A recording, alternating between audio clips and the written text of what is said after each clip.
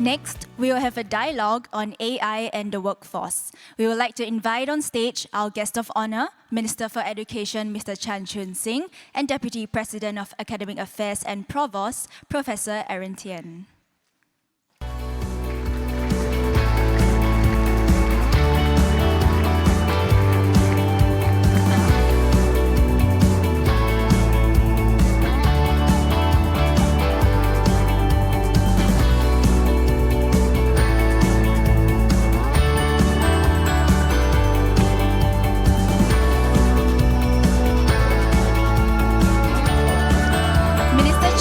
Professor Thean will be discussing the government's plan for AI training and education in its national AI strategy. Questions from the floor will be welcome during this segment. Please scan the new Poll Everywhere QR code to put in your questions. Professor Thean, the time is yours. Thank you. So, following what James said about AI for beyond the user-centric towards the community and the society, I think it's probably important to bring humans in the loop to discuss, to have a conversation. So it's a real big honor to have our Minister of Education, Mr. Chun Sing, here to engage in this conversation. Right. So before we start, right, I just want to know. I know Warren Buffett says that recently I saw that AI is like a genie coming out of the bottle. So the genie can do really great good and also great harm.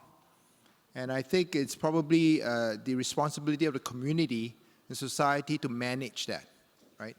So how many of you here, believe that AI is going to bring wonders for us, for human society? Raise of hands. Okay, a lot of people are bullish. Okay, how about the bearish crowd? Who believes that AI is something to be really worried about?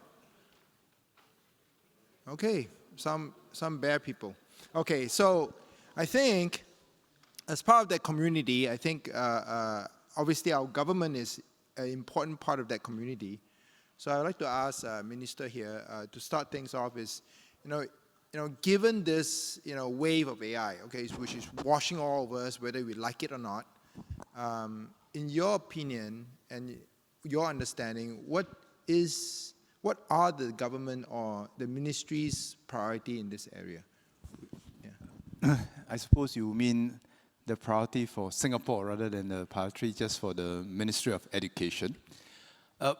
Well, let me take half a step back and I'll say this, that just now the question that Aaron asked, is this technology going to bring us joy or grief? I tend to start off with this saying or assumption that generally technology is neutral. And someone reminded me that while technology might be neutral, people are not. So the question is, from ages ago until now, every generation will have new technologies. Then the question is, how do we use this technology?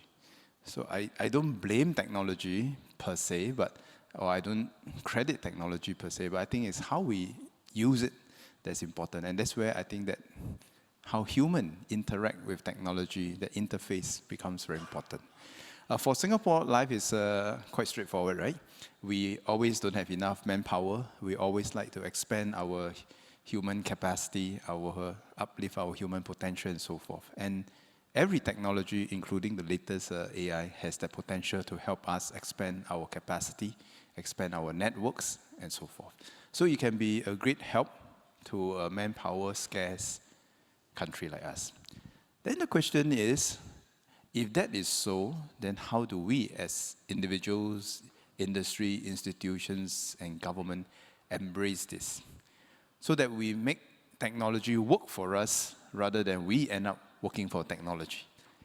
And that is where I think we need to look at it from 4 different perspectives or 4 different users, and then ask ourselves, what are our key roles and responsibilities?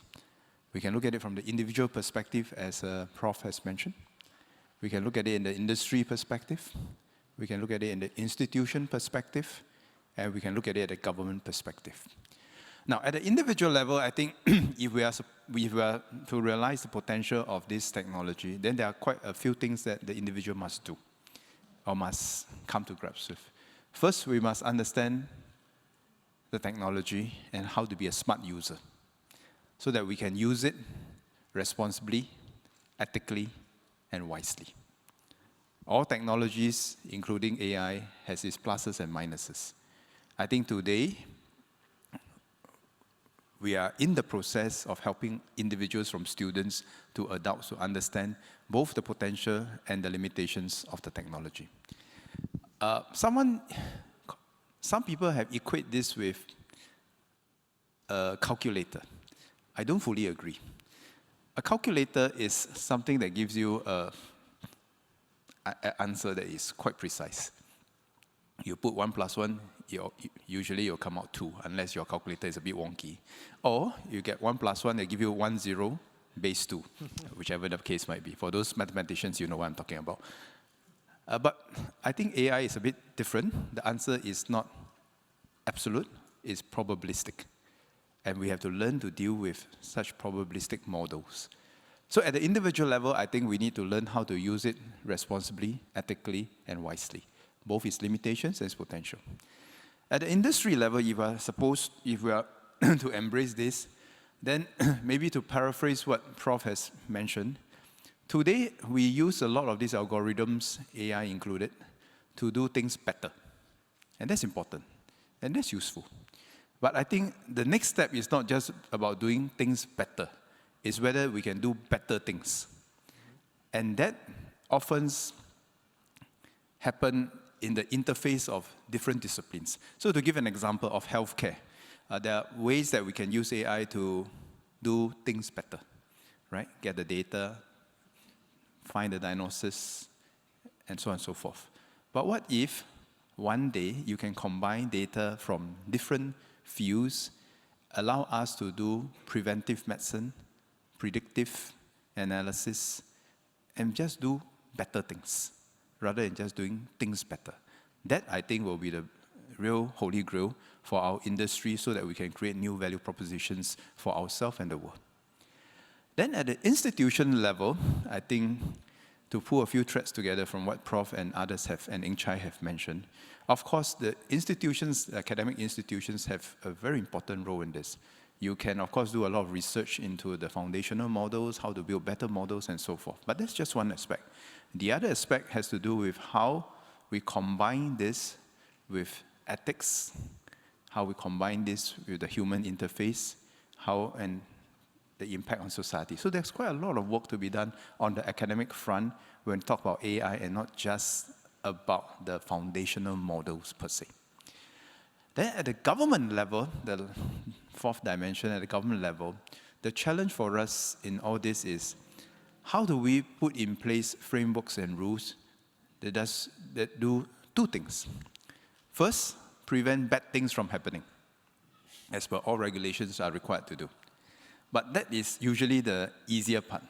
The other part is how do you put in frameworks that enable good things to happen so that you don't hold back the pace of progress because we haven't figured out the rules. And no, it's not easy, because with every new technology, new invention, you will always have to ask this: how do you prevent bad things from happening, but how do you enable good things to happen as well?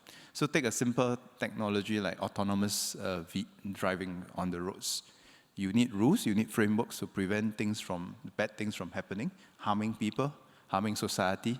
But at the same time, you need rules and framework that allow the people working on the technologies to experiment, to come to grips with it, and explore. And that is not easy. So for us, I think in Singapore, AI can be a great multiplier to our capabilities and human potential. If we are able to get AI to work for us, and if we want to achieve that potential, then we must tackle the issues at all four different levels: at the individual level, the industry level, the institution level, and at the regulation level.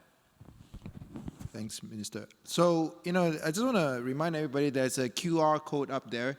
So for folks who are too shy to come up to ask questions, please use that. And for those who are not too shy, please use the mics on the side.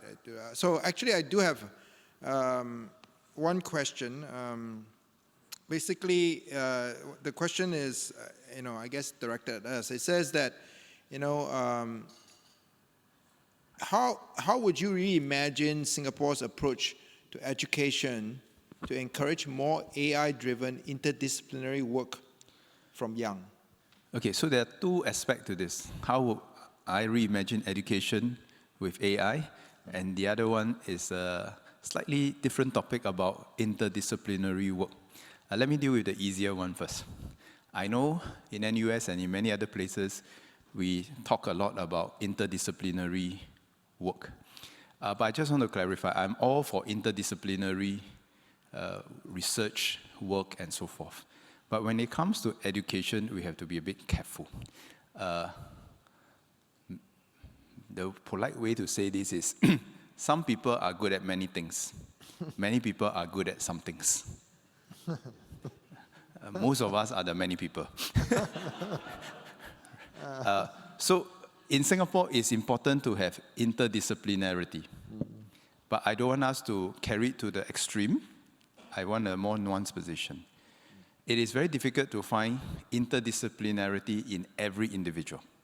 But it is possible for us to find interdisciplinarity in teams. And that is what I think Singapore must go for. It is very difficult, minus the very top students, very talented people, to be jack of all trades and master of all.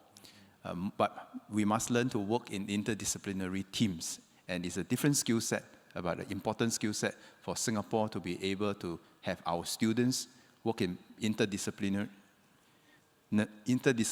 teams across different disciplines, across different cultures, so that we build bridges and we create new value propositions at the intersections of different disciplines. Okay. Now, what has AI or the latest technology, including other technologies, to do with the future of education? I've always said this. The traditional way that we educate people have a few challenges. The first biggest challenge is that we teach to the average. Because in education, there is always a trilemma, an age-old trilemma. How do you achieve quality, speed, and affordability? A trilemma. Most education systems can achieve 2 out of 3. If you want quality and speed, chances are that it's expensive, not so affordable. You want quality and affordability, chances not very fast. You want speed and affordability, usually the quality not very high. Now, the challenge for us is how to break this trilemma and how not to teach to the average. Because when you can't have enough resources, you have to teach to the average. But teaching to average, the problem is that 50% of your class find it too difficult, 50% of your class find it too easy. We are 100% wrong.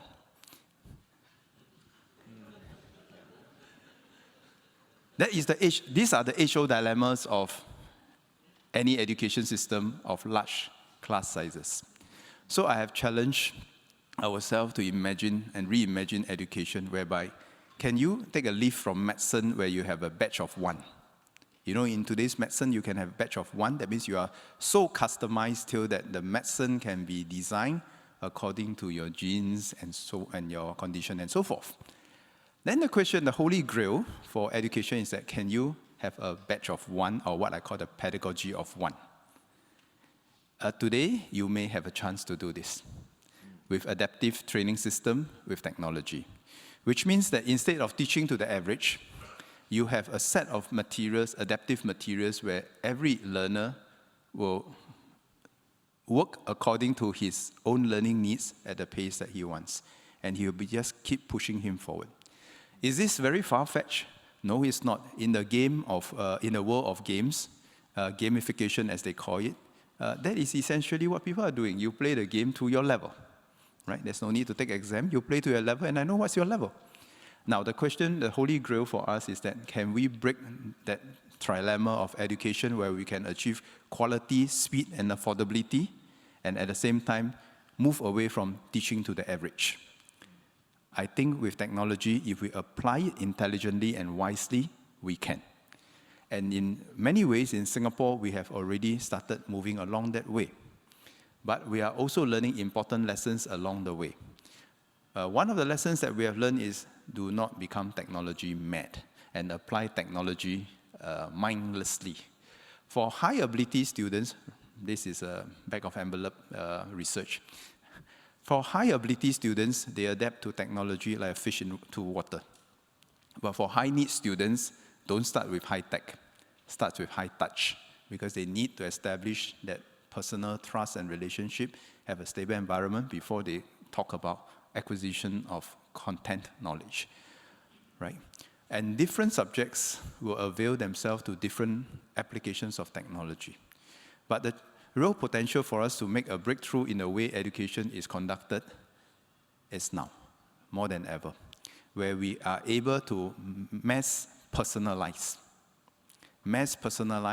and really stretch the potential of every individual. Now, that is the holy grail.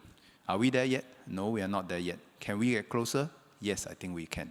But we will then need to, it will require us to reimagine how we organize ourselves and how we organize ourselves to first upskill our educators to redesign the pedagogy combined with the technology. If we can do that, I think we can achieve quality, speed, and affordability. So just to give some very tangible examples. Today, one of the main constraints for most education systems is quality teachers. How do you get quality teachers with quality teaching practices and materials? In the past, it's very hard to scale. But today, you can have modules that can be shared across the entire system, and you can harness the best teaching resources and scale them through the internet. With adaptive technology and a bit of AI, you can know the level that your students are at and stretch them. You can know what are the strengths and weaknesses of the class and customize the teaching. I always like to raise the example of Singapore Poly, which many of you will be familiar with today. Singapore Poly, next door, I'm visiting them this afternoon, they have done away with lecture theatres for quite some time. All their lectures are online. But that's not just about home-based learning. While the students acquire and access the material online, the educators are at the same time getting data on the specific needs of the students.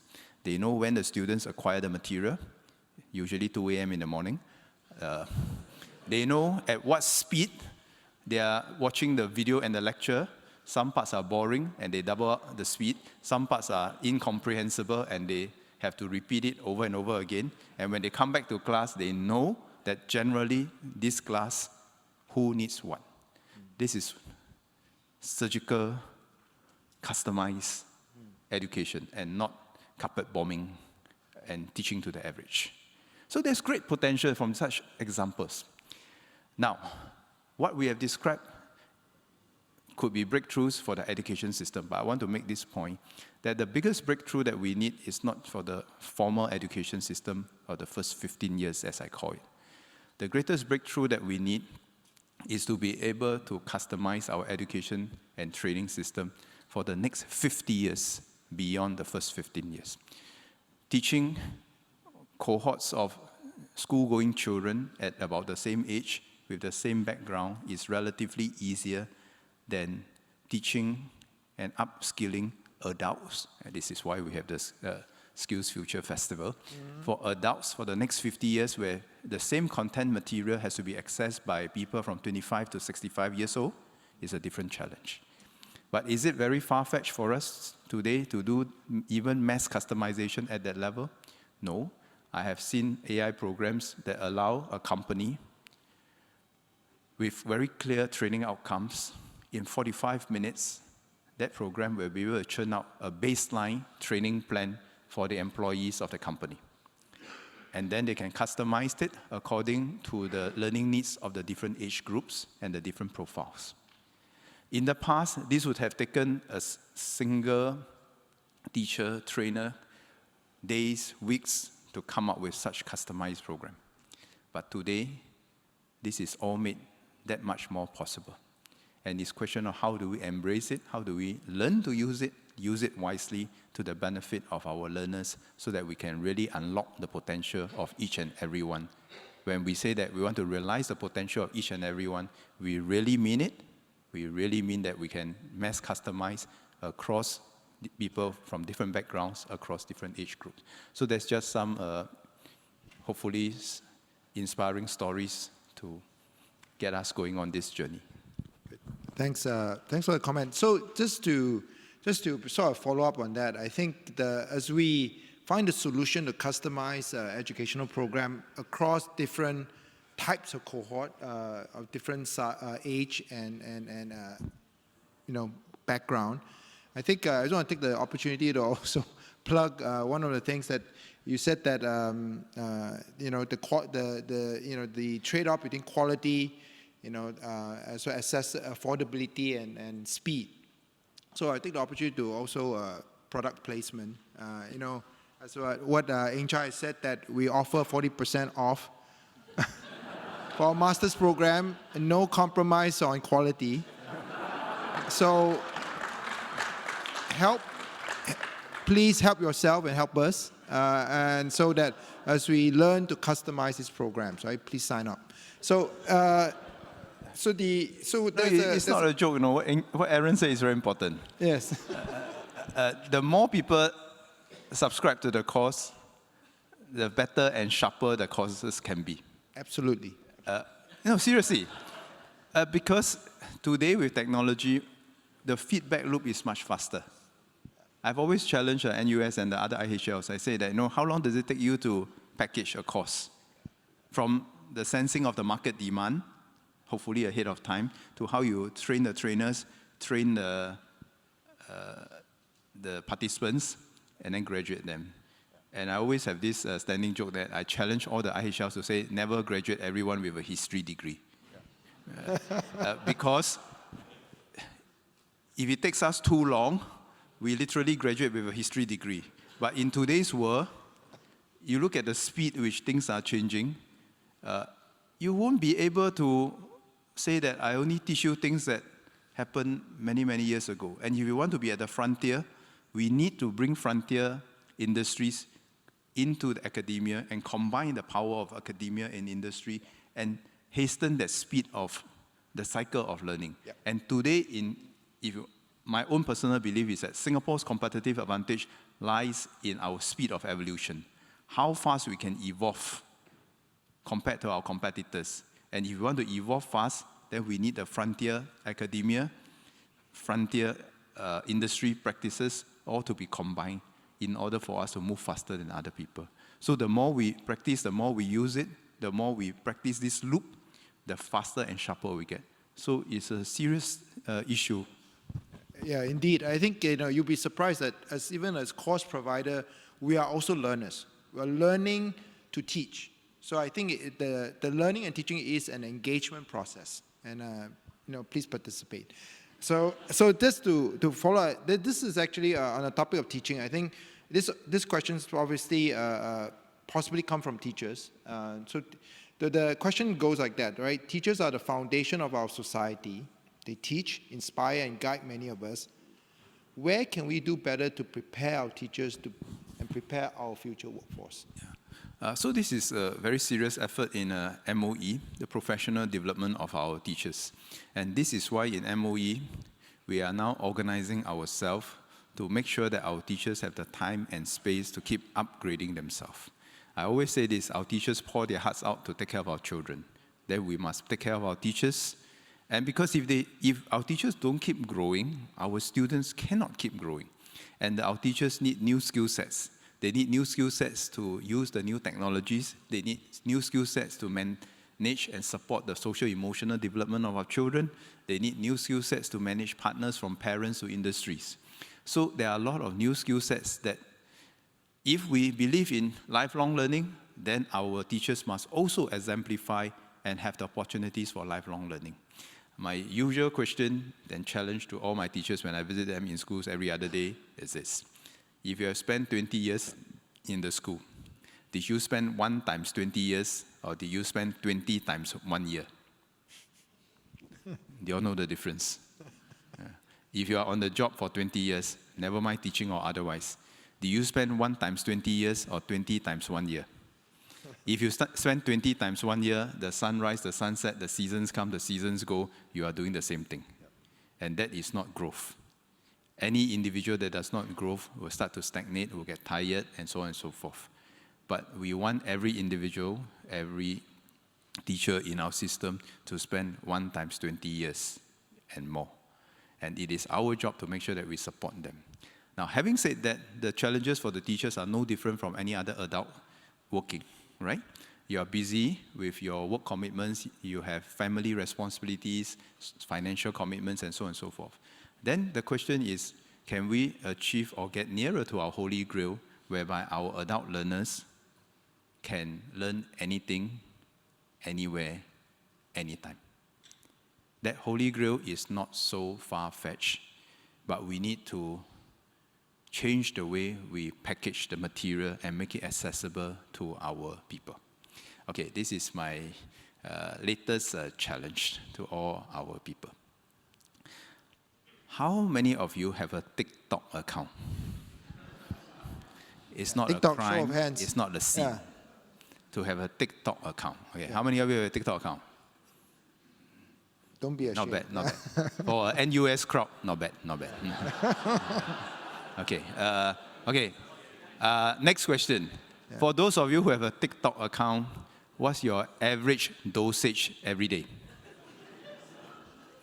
1 hour? 30, okay. Those with TikTok account, 30 minutes. 1 hour? Anybody more than 1 hour? One. It's okay. It's not a sin or a crime. Don't look at each other sheepishly as if you have committed a sin. Yeah. Okay, question. What do you watch on your TikTok? Do you know that I've learned a word called teach talk? Teach talk. That means there are education content that are compressed into 30 seconds, 1 minute clips. It's not easy to do. It's easier to give a 1 hour lecture than to give a 30-second module, because it's not just about content mastery. You must understand your audience, how you prepare that for the target audience. So I've always wondered, while we are waiting for the bus, waiting for the transport to come, a lot of people scroll their smartphone nowadays. Do we have sufficient content to get our people addicted to teach talk, where everybody, even 30 seconds, anytime, anywhere, can learn something? Now, if we have that culture, then it's very powerful. Then technology is really serving us. But having said that, then I'll challenge all my NUS faculty as I've challenged all my teachers. How many NUS faculty do we have now? 350. No, not here. The whole NUS. What's the 3,000? Okay, that's a good start. I have about 30,000 teachers. I challenge all my 30,000 teachers to do this. I say that in the next 12 months, can every one of you produce 1 teach talk video? If I have 30,000 1 minute, 30-second clip content, maybe all my students will be watching this and learning something. But I do this challenge for a few reasons. One is a very simple example. If you think that TikTok can be good, or TikTok can be good and bad, TikTok also can be good or bad, then are you going to get your feet wet and try? Number 2, besides your content mastery, do you now understand your clientele, if you like, and get it? And are you experimenting and trying with new technology, and then therefore say that I have a new way to engage my students to teach them, not just for the school-going children, but even the adults. And truth be told, many adults, I was told, I don't know how, I was told by TikTok, that when it first started, a lot of adults were watching TikTok to learn cooking. Okay. It was one of the most popular genres. In 30 seconds, how do you whip up a dish and whatnot, right? But if we use technology wisely, you can get good outcomes. But of course, if you go unsupervised TikTok binging and then just watching things that is mind-numbing, then of course it's a different outcome, right? So for us, technology is neither good nor bad, but it's how do we use it to the best effect? Okay, so now the challenge has been laid down for NUS faculty. We shall see next year. Okay. So the challenge been put out, right, to our 2,500, 3,000 faculties. No, you don't have to all to do teach talk. You can do anything, but try something different. We will try to offer an influencer course so that you guys can go on TikTok more effectively. Okay, so the obviously, you know, the minister has said that the university's role, the course provider's role, is to do bite-sized programs to help people deal with this bandwidth issues with people who work and study. But here, I think this is obviously a question that comes from people who are seeing it the other way, and they're challenging probably. Is the government on policy-wise, right? So the question goes that with Singaporeans' long working hours, how are we able to support workers to continue their learning journey? Are there any plans or policies that are being planned to support them? Okay, my usual answer is quite straightforward and simple. If you talk about resources, course fees, all that kind of things, we are privileged enough that our country still have the means, and we'll find all kinds of means to support our people. By the way, I just want to make a pact for Aaron and Eng Chai. They give you 40% discount, right? Yes, remember that. Okay, yeah. remember. I want you to remember something else beyond that. Do you know that most of the courses in Singapore, all the adult learning courses, 80-90% of the fees are what we call demand-side subsidies that have already been subsidized. So in Singapore, our challenge is not so much resourcing in terms of money, but having put in place the system, having put in place the content and things, we still need the individual to take that step, the individual to make time. And the best way I've learned this myself was always this story that was, once when I was younger, my senior asked me this: do you have a hobby? Do you have a hobby? Then I say, yeah, I have a hobby. Then he says, what is a hobby? Is it something you do when you have time? Or is it something you find time to do? Okay, how many of you believe a hobby is something you do when you have time? How many of you believe that a hobby is you find time to do? Oh, okay, I'm talking to the wrong crowd. If you all believe this, then is learning something you do when you have time, or is learning something we find time to do? See, this is part of the wrong crowd. You're all part of the choir. Okay, go forth and tell everyone. No, but this is fun. This is, jokes aside, this is fundamental, right? Yes. If we believe that learning is thing we do when we have time, then frankly speaking, we will neither have a hobby nor time, nor learn anything, right? But if we believe that we must make time to learn, then frankly speaking, no matter how busy we are, we will take some time out to reflect, to learn. But that is a disposition that we all must have in us. And this is why we start from young and we never stop even when people grow older. How do we keep sending this message that we all have a responsibility to learn and we all have the agency to learn? Yeah. The rest are all supporting issues, whether course fees, whether is it how accessible the content is over the internet, over apps and whatnot. Those are, to me, issues, technical issues that we can resolve. But fundamentally, it is about our attitude to learn. And if we can have that in all of us, then I'm quite sure we will make time to learn and not just do it when we have time. Thank you. So there's a question, a lady came up. All right, please identify yourself. Thank you. Thank you, Professor Aaron. My name is SL Tang. I'm an US alumna, EdTech startup founder in Singapore, working across 9 Asian countries. So on the topic of AI in the workforce, actually, I want to thank you also, Minister, because last month when you spoke at the IMD ATX Singapore event, and then you invited industry to collaborate with MOE, I just scanned the QR code and MOE contacted me. So I'm meeting them next week, thanks to you. And I think there's a lot to discuss. What you said about the future of lifelong learning and the jobs right? So my question is, I've been in technology not so long. I'm an educator most part of my career, so 3+ years I've been in technology before I started my own startup. And what I've noticed is no matter how hard we try back in education, we're always behind the technology because the pace of development is very, very fast around the world, including Singapore.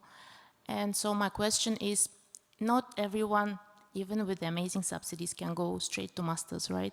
That's why we have micro-learning programs. So in your opinion, what is the best way for maybe school kids and then IHLs, and then as we go to CET programs, to get ROI while they're in the class or learning from home, like as SP is doing? How do we know that they learn the skill while they are there? How do we know they're engaged? How do we know they're going to use the skill? So usually we know it much later. We can't track it immediately. We know whether they get a job, right? Whether they get promotion or other metrics. But what do you think we are doing as educators to actually track it at the onset? Thank you. My view of education is a bit different. I think there are two ways that you can look at education, right? One way to look at education is that I am very outcome focused. I have a very specific job I want you to do. I equip you with this skill. You go forth and do the job. Yes, that's part of it. That's part of it. I think that is quite bread and butter in some sense. But I think there are also parts of education system that don't avail itself to being measured in that way. You know, when you broaden your mind and you have discovery that are perhaps not so linear in its projection, that's also part of education, right? So in MOE, we always remind ourselves, that's why we take all rankings with a pinch of salt. Because I always remind myself that sometimes the most important things in life cannot be measured. And we should always avoid making important what we can measure. And sometimes we fall into this trap if we are not careful. So I agree with you that there are certainly outcomes that we track, how marketable the skills are, whether they get a job, they get a promotion, or whether they just allow them to stay in the same job because things are changing and we are running on the treadmill and staying on the treadmill. So that part is important, that part about those KPIs. But I think there's also a broader aspect of education and exposure. And you never really can measure that because it's a broadening of our exposure of how people see things and have fresh perspective. And I think both aspects are equally important. So I would say that we track certain things on the outcome and we are quite focused on where we spend the money to encourage people to go into courses, programs that are in demand for the market. But at the same time, I think we want to preserve a certain space for people to explore, to do things that they may not feel that is directly relevant to their immediate job here and now. And what's better example is, was it Steve Jobs who went to learn calligraphy? Yeah, Steve Jobs, yeah. So what has Stanford, actually. what has calligraphy to do with whatever he's doing? Maybe not a lot directly, but maybe it has inspired him and triggered him to do some other things. So sometimes there are such things. So I would say that, yeah, we make sure that we have a bit of balance on what we chase as the KPIs, but never let the KPIs end up driving behavior, shaping behavior in a perverse way that we miss out on some bigger things. Yeah. So anyway, it's just my view of education. And I second the minister's thought on this. I think you know there are many purpose to teaching and learning. And as you mentioned that, you know, how do you know that somebody learned something? I think the most powerful thing is when you're finally made or allow your student to learn how to learn on their own. This is what Minister has said earlier on, that, you know, do we make time for a hobby? When they are willingly and they know how to make time to learn on their own, that's success. Because they have the rest of their life to pick it up. And I think this is something that, you know, I think all the course providers are trying to figure out, right? How do you prepare the students so that they have this hunger to learn continuously? And that is the hardest to teach, and that comes from inspiration, learning. Yeah. Yeah, so, nowadays when I visit schools, I always ask the student a few simple questions. It's nothing to do with the grades, nothing to do with their content knowledge. I ask them, do you know what makes you special? Because I don't want them to chase every other metrics out there, or what I call chasing someone else's aspirations. But I want every child to know that you have something special in you. As part of the education process, we are trying to help you discover that strength that you can have confidence in to make a contribution. And I want every child to know that regardless of your background, everyone has something special in them that they can make a contribution, that can give them confidence and pride. Can I measure that? Not really.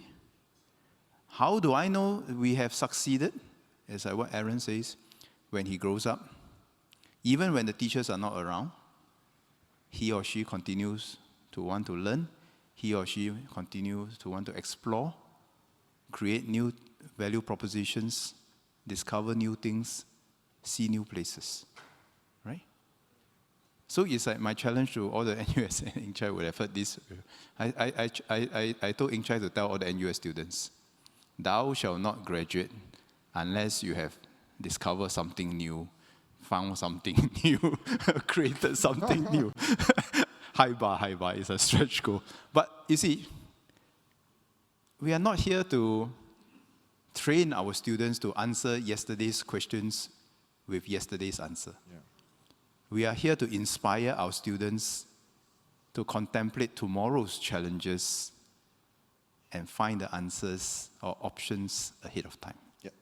And that is a very different matrix about measuring success according to known yardsticks. Because known yardsticks are yesterday's yardsticks, right? The power of a university is not just to train students to meet the economic needs of today or yesterday's. It's to allow our people to imagine a better future and to create the word action, put into action plans to uplift our society. Yep. I think that education has a more powerful role than just meeting today's needs alone. Yep. Yeah. So I think we've come to the end of the time in terms of the session. I just want to circle back. I know we talk about a lot of things to circle into CET, and then we'll come back to AI and stuff. I think that's what James said earlier on, that the single most powerful thing is not the AI. Yes, the foundation models are great. We chuck it a lot of data, but it's this thing. It's like the human brain. And the fact that we learn through community, and to do good for community and society is part of that process. As humans, we evolve for hundreds and thousands of years, or at least for modern human. I think take this opportunity to upgrade ourselves through continuous learning. I think that's needed. And I think one day machines will do better in certain tasks than us, but I don't think they can ever beat us in terms of community. They don't have that facility to do that. So someone told me this. Yeah. If we work like the robots, we'll be replaced by the robots. I thought it was quite wise, right? Yeah. Humans are beyond robots and algorithms, and that's what makes us human, yes. Right? So, but if we end up behaving like algorithms, we do the 20 times 1 year, then unfortunately, one day, we may just fall into the trap that we don't want to get into. But on that note, thank you all very much, and have an enjoyable session. Yeah, thank you.